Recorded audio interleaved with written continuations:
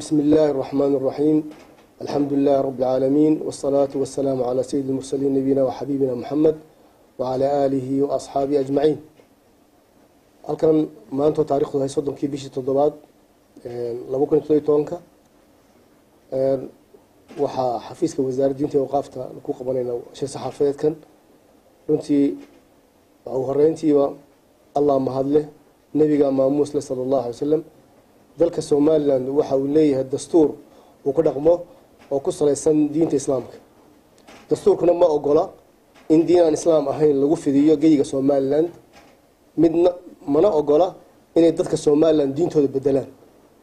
shariicada islaamka iyo dastuurka Soomaaliland kama soo horjeedo dadka ahlul kitaabku inay dalkeena yimaadaan oo ay ka shaqeystaan ama sifo sharci ah inagula joogaan mana diidayso inay dalka ku cibaadaystaan goobihii ay hore u lahaayeen ee dhisnaa ilaa xilligii Ingiriiska 7 sano ka hor.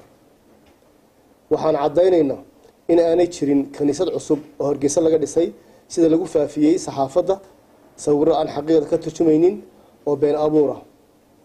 lamana ogola in kaniisad cusub laga dhiso geyga Soomaaliland.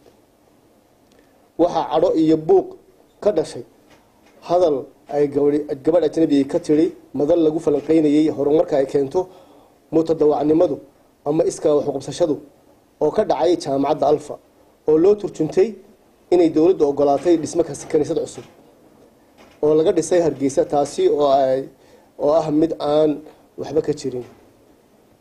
haweeneydaasi xafiiskeedii waxaan u qornay warqad digniin kama dambaysa oo laga digayo wixii hadal ama fal loo turjuman karo fidin diimeed. ugu dambeyntii dawladda Soomaaliland ee hadda talada haysa waxay ku suntantay kor u qaadida wacyiga diinta islaamka iyo horumarinta arrimaha diinta sida idaacadda Qur'aanka Kariimka barnaamijyada kala duwan ee wacyigelinta diinta ee ka socota warbaahinta dawladda ka hortagga xumaha iyo ilaalinta anshaxa wacyigelinta xarumaha dawladda iyo jeelasha dalka taabagelinta guddiga wanaag farista ka qaybgalka dhismaha masaajidda iyo madrasadaha ugu dambeynna dhismaha iyo hirgelinta xaruntan cusub ee wasaaradda diinta iyo awqaafta Jamhuuriyadda Soomaaliland. loogana biqi maayo dawladdan wixii waxyaalo ku ah diinteena suuban ee Ilaahay subhanahu wa ta'ala siiyay. Allah mahadle wasiirka wasaaradda diinta iyo awqaafta Sheekh Abdullaahi Ahmed. Assalaamu alaykum wa rahmatullahi wa barakaatuh.